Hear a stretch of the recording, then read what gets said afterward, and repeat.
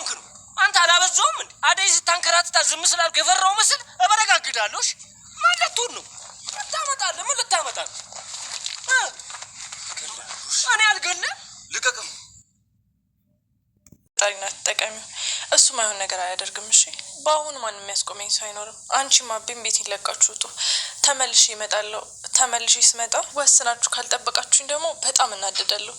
ስለዚህ እኔ ቆንጆ ከባልሽ ጋር በደንብ ተነጋገሪበት። እሺ ዞር በይ እባክሽ። ኧረ ንቀት። አንቺ እንደ ሌላ ነገር ሳይከተላችሁ ከቤታችን ውጡ። ከቤታችን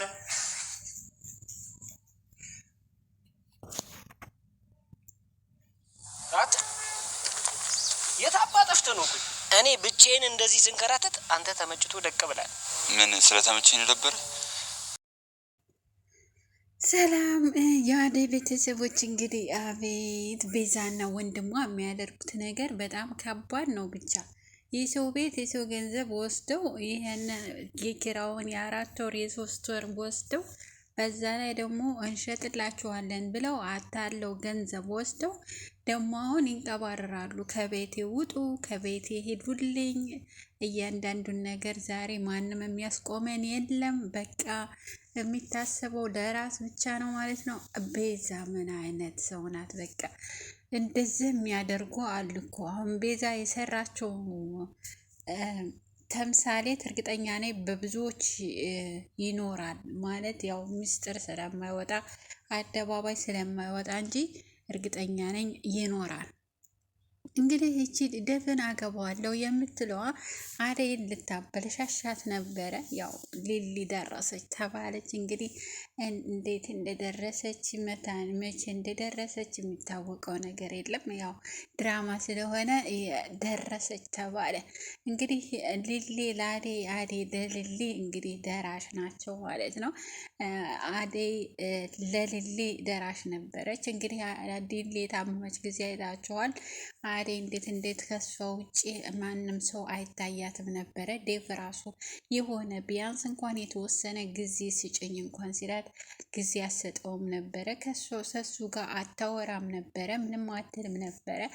አሁን ግን ደግሞ ሊሊ ለአደይ ቆማለች ማለት ነው። እንግዲህ የዴቭ እናት ሁሉንም አበለሻሽታው ሄዳለች ማለት ያው አደይን ስለማትፈልጋት የማትፈልግበት ምክንያት ደግሞ ያው ዲሃ ስለሆነች ነው።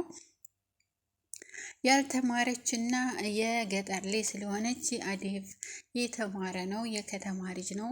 ስለዚህ የአሜሪካ ልጅ ነው እና እሱን ማግባት እንደሌለባት እንደማትመጥ ነው አድርጋ ነበር መታያት። ነገር ግን አሁን አዴቭ በእናቱ ምሬት እየተመራ ነው ያለው። ሁሉንም ነገር ሲያስረዱት ምናልባት ሊገባው ይችላል። እንዴት የልጅቷን ቦርሳ ትነጥቃት አለ፣ ፓስፖርቷን፣ ስልኳን፣ ሁሉ ነገሯን ለምን ትነጥቃት አለ ብሎ ከዳይመንድ ጋር እንግዲህ እየተቧገሰ ነው። እርግጠኛ ነኝ ኪንጎ ደግሞ 2 ድንጋይ አነሳ። ለምን ትነካዋለ? ምንም ቢጣሉ ምንም ቢፎጋገሩ በፍጹም ዳይመንድ እና ኪንጎ ሊለያዩ አይችሉም። ወይም ደግሞ ኪንጎ ሌላ ሰው ሲጎዳው ይሄኛውንም ሌላ ሰው ሲጎዳዱ ማየት አይፈልጉም። ሁለቱም ይተባበራሉ።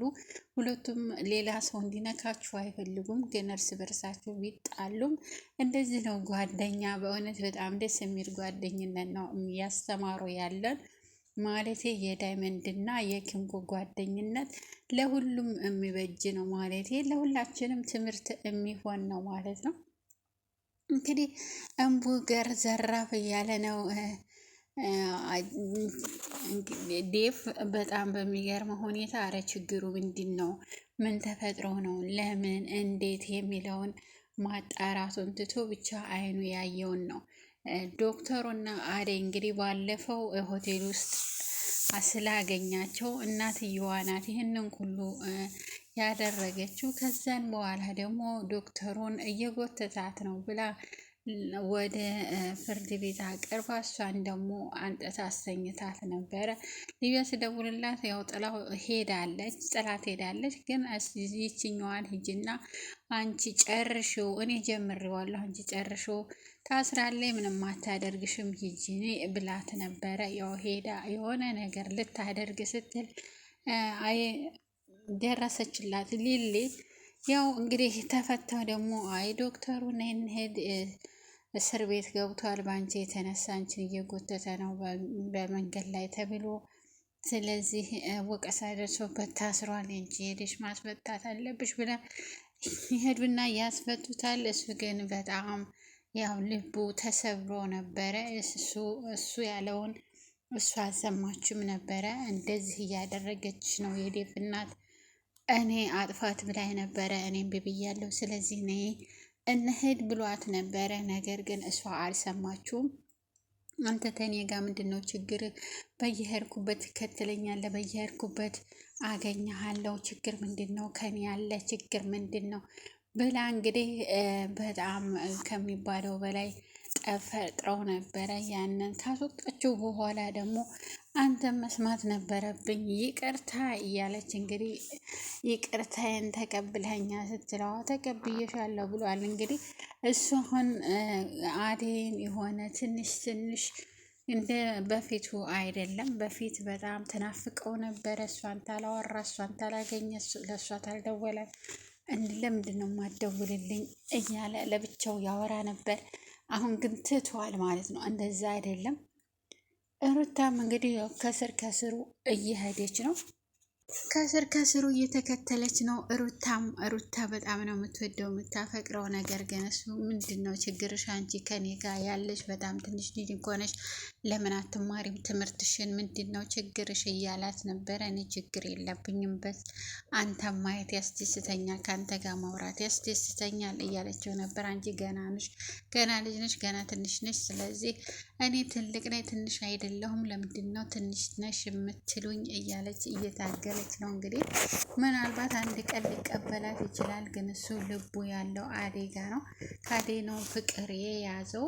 መቼም ከአደይ ያለው ፍቅር ተፍቆ ወደ ሩታ ይመለሳል የሚል ግምት የለኝም። ምናልባት እሷ ትታስቸግረው እና አደይን ለመርሳት የሚያደርገው ነገር ሊሆን ይችላል እንጂ በፍጹም እንደ አደይ ሊያፈቅራት አይችልም። ሩታ ግን የመጀመሪያዋ ፍቅረኛዋ ነው። የመጀመሪያዋ ጋር ከልጅነት የመጀመሪያዋ ፍቅሯ ነው። እንግዲህ ዶክተሩ እኔ አደይን ቢያገባት በአይኔ ዶክተሩን ያሁኑም ተመልሳ መንጣቷ አይቀርም። የዴቭ እናት እና ቢያገባት እንኳን እዛ ሀገር ይዟት መሄድ አይችልም ማለት ከየት አገኛ? ከኩሽና ሲባል እንግዲህ የገጠሪነ ሲባል የሆነ እንትናቸው መብታቸው ወይም